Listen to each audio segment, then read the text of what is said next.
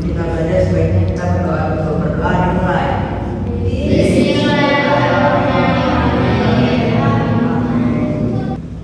Jadi pembelajaran kita hari ini mengenai tentang integrasi sosial. Jadi tujuan pembelajaran kita hari ini untuk mengetahui apa itu pengertian integrasi sosial dan untuk mengetahui apa itu bentuk-bentuk dari integrasi sosial dan faktor penghambat dari integrasi sosial. Anak-anak ibu udah tahu apa itu integrasi sosial? Jadi menjelaskan ya. Jadi integrasi sosial adalah sebagai penyatuan individu-individu dalam masyarakat tersebut menjadi sebuah kesatuan yang harmonis dan terpadu. Jadi biasanya integrasi sosial ini yang menjadi kesatuan yang terdiri dari berbeda dari ras, agama dan bahasa. Jadi bentuk-bentuk dari integrasi sosial itu ada integrasi normatif, dan yang kedua ada integrasi fungsional, dan ketiga ada integrasi inklusif.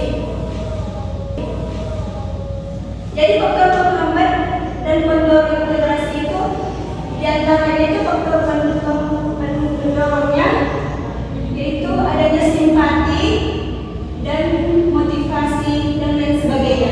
Dan faktor penghambat integrasi itu adanya tidak menghargai perbedaan dan kurangnya kesadaran menjaga kesatuan dan berkurangnya toleransi.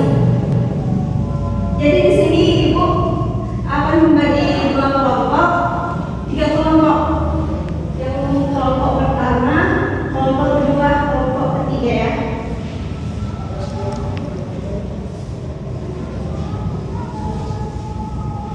Ibu membagikan kelompok satu menjelaskan tentang integrasi normatif, dan yang kedua menjelaskan integrasi fungsional, dan yang ketiga integrasi inklusif. Baik, ibu tunggu 5 menit ya. Saya menjelaskan ke depan.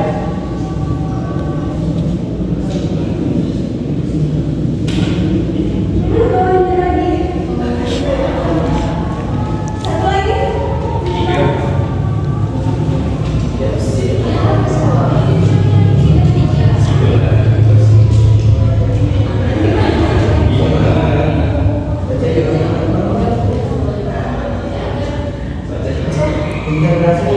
Integrasi normatif dapat diartikan sebagai bentuk integrasi yang terjadi akibat adanya norma-norma yang berlaku di masyarakat. Dalam hal ini, norma merupakan hal yang mampu mempersatukan masyarakat. Berikut itulah integrasi normatif. Baik, dengan beri atas kepada kelompok satu.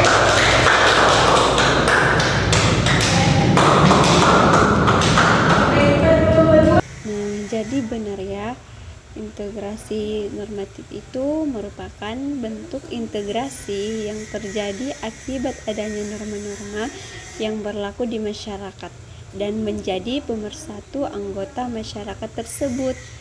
Contohnya itu seperti apa, Bu? Contohnya itu bisa jadi suatu masyarakat desa yang mempunyai semboyan bersatu dengan istilah guyub rukun, atau semboyan Bhinneka Tunggal Ika untuk masyarakat Indonesia.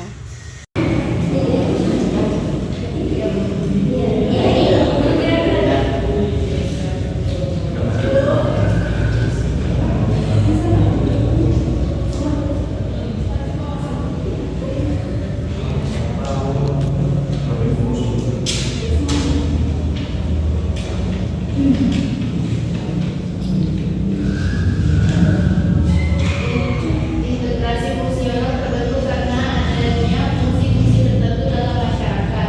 Sebuah integrasi dapat terbentuk dengan mengedepankan fungsi dari masing-masing pihak yang ada dalam sebuah masyarakat. Baik, dengan terbuka kepada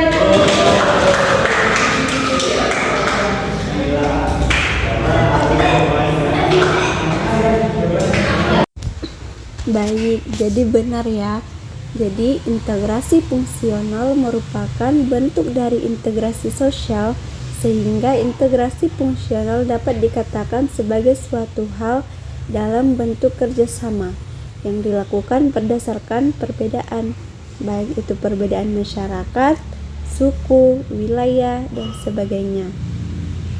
Terus apa contohnya, Bu?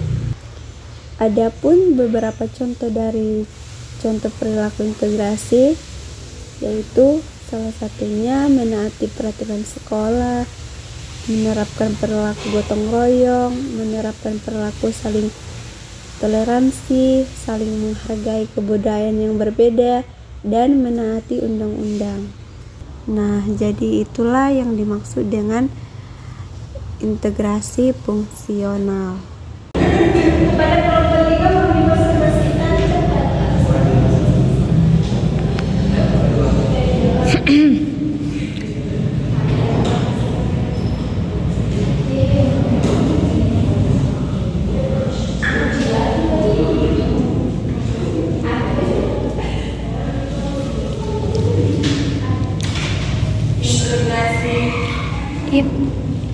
integrasi konsesi terbentuk berdasarkan kekuasaan yang dimiliki penguasa. baik, benar.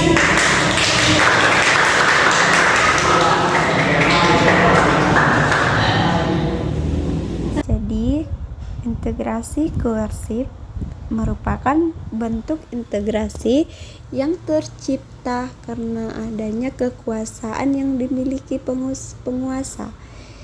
Itu artinya penguasa akan menerapkan cara-cara kekerasan atau disebut juga dengan koersif.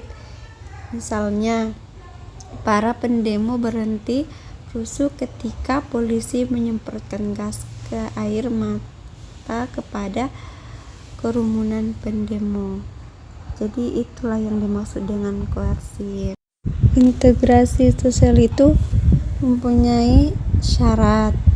Yang pertama yaitu memiliki rasa saling membutuhkan antara sesama masyarakat, di mana memang setiap orang akan mempunyai kebutuhannya masing-masing, di mana kebutuhan tersebut akan berbeda setiap individunya. Maka dari itu, masyarakat yang utuh kita tentu harus saling membutuhkan dan juga saling melengkapi. Hal bertujuan agar kebutuhan kita bisa terpenuhi dengan baik. Keterkaitan dan kebutuhan itu yang nantinya akan menjadi salah satu faktor pendorong tentunya hubungan sosial yang utuh, hingga pada akhirnya kita akan terkenal sebagai makhluk sosial. Misalnya, dalam hal memperoleh pendidikan, tentu kita akan membutuhkan guru, menteri pendidikan, dan lainnya. Kemudian, dalam hal transaksi jual beli, tentu kita akan membutuhkan jual dan pembeli. Hubungan tersebutlah yang nantinya menjadi syarat terbentuknya integrasi sosial yang harus kita pahami. Dan syarat kedua itu yaitu nilai dan norma harus dijalankan secara konsisten, di mana nilai dan norma itu yang berlaku di dalam sebuah masyarakat, yaitu merupakan salah satu faktor pendorong terjadinya integrasi sosial. Norma tersebut yang berlaku di dalam masyarakat sebenarnya sama seperti hukum yang tidak tertulis. Jadi, secara sadar atau tidak sadar, norma tersebut sangat diyakini sebagai salah satu landasan dalam mengatur kehidupan masyarakat. Contohnya, norma ketika bertamu ke rumah orang, atau norma saat berbicara dengan orang yang lebih tua. Nilai dan norma yang telah disepakati dan berlaku di masyarakat sudah menjadi suatu yang kekal dan abadi. Tentu norma tersebut sudah dilakukan secara turun-temurun dan konsisten. Meskipun pada dasarnya norma tersebut tidak diajarkan di sekolah, Tapi salah satu faktor terjadinya konflik di dalam masyarakat adalah sebuah pelanggaran atas nilai dan norma yang berlaku. Kemudian yang ketiga apa, Bu? Yang ketiga itu nilai dan norma diraih melalui kesepakatan bersama, di mana masyarakat merupakan sebuah kumpulan manusia yang berada di suatu daerah. Hanya saja masyarakat tersebut tidak hanya terdiri dari satu ras, agama, latar belakang yang sama, namun mereka juga memiliki latar belakang yang berbeda-beda. Untuk membuat integrasi sosial, syarat yang harus dipenuhi adalah kesepakatan atas norma yang akan berlaku. Hal tersebutlah harus disepakati bersama dan ditaati oleh semua anggota masyarakat.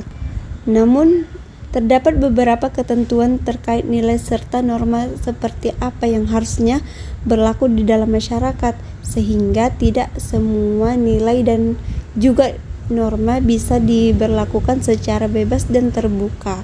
Salah satu ketentuan nilai dan norma itu adalah norma yang telah berlaku sejak lama dan nilai norma yang sudah berlaku berdasarkan kesepakatan bersama. Yang keempat, adanya toleransi. Toleransi itu merupakan suatu hal yang sangat penting dalam hubungan di dalam kelompok sosial dengan masyarakat umum. Seperti yang sudah Ibu jelaskan tadi, masyarakat khususnya Indonesia adalah masyarakat yang terdiri dari banyak latar belakang, mulai dari budaya, suku, ras, agama, dan masih banyak lagi. Jika tidak ada toleransi, maka tidak akan mungkin terbentuk integrasi sosial yang ada di dalam masyarakat. Karena itu, salah satu syarat yang harus dipenuhi untuk membentuk suatu integrasi sosial, yaitu dengan menghormati dan saling menghargai segala perbedaan. Dan syarat yang kelima, yaitu memiliki kesadaran diri sebagai makhluk sosial, di mana salah satu syarat terbentuknya integrasi sosial yaitu setiap individu memiliki kesadaran sebagai makhluk sosial. Jadi, semua kegiatan yang dilakukan mempunyai tujuan untuk mencapai kebaikan bersama. Karena itu, jika kamu ingin bergabung ke dalam kelompok sosial, maka kamu harus memiliki kesadaran diri bahwa kamu adalah makhluk sosial. Dan syarat keenam itu mempunyai visi dan misi yang sama, di mana sama halnya seperti syarat-syarat yang ada di lembaga sosial. Masyarakat biasa juga perlu mempunyai visi dan misi yang sama, di mana tujuan, visi dan misi tersebut diperoleh dari kesepakatan bersama. Dengan adanya komunikasi yang tepat, maka visi dan misi yang telah disepakati bisa diwujudkan sebagai bentuk integrasi sosial.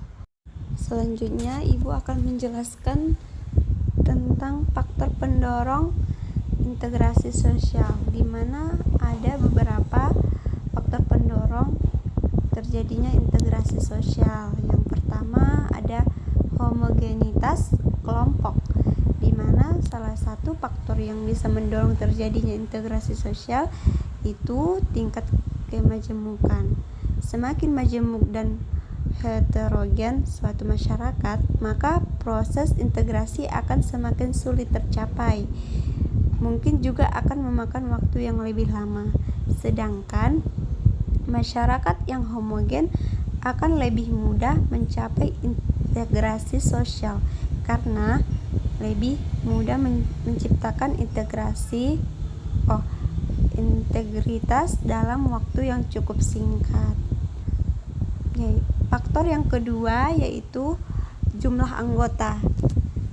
Selain kemajemukan di masyarakat, jumlah anggota juga bisa menjadi faktor kesepakatan proses terbentuknya integrasi sosial.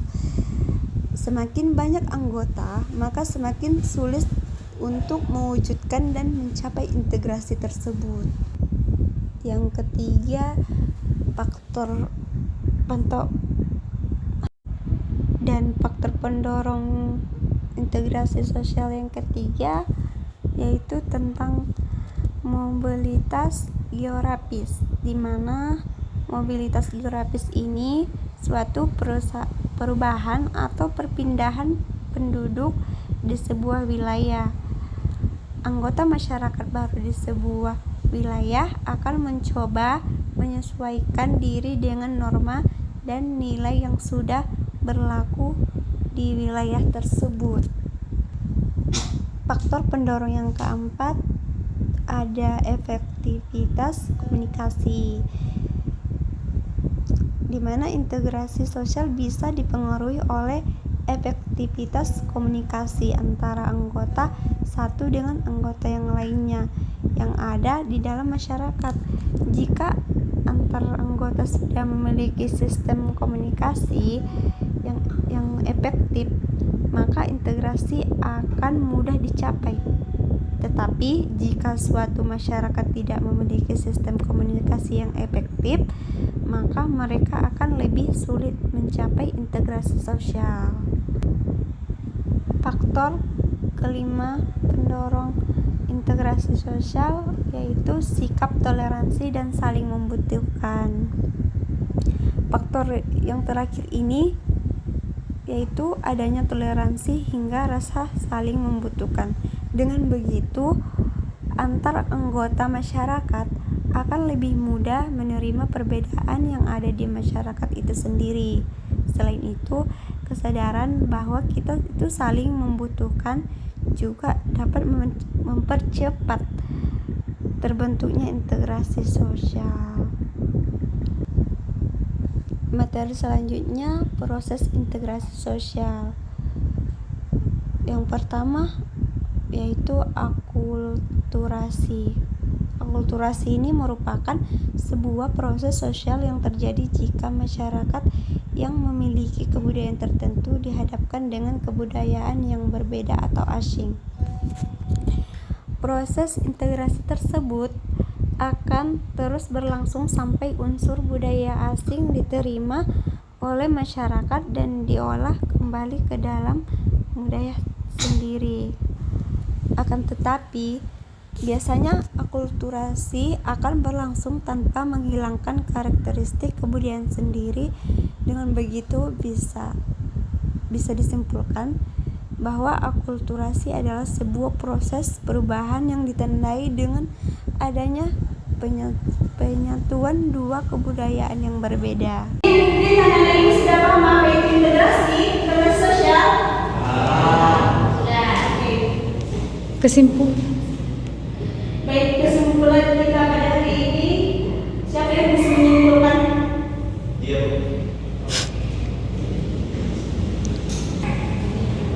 Secara umum, integrasi sosial dapat diartikan sebagai penyataan individu dalam masyarakat menjadi sebuah kesatuan yang harmonis dan terpadu. Baik, terima kasih kepada anda. Jadi kesimpulan kita pada hari ini, integrasi itu sebagai penyatuan individu-individu dalam masyarakat menjadi sebuah kesatuan yang harmonis dan terpadu. Sekian materi kita pada hari ini. Oh ya, evaluasi kita pada hari ini tugasnya di buku paket halaman 36. Di situ ada soal esai dikerjakan di rumah. Dikumpul di depan ya nak. Cukup sekian materi kita hari ini. Wabillahi taufiq wal hidayah.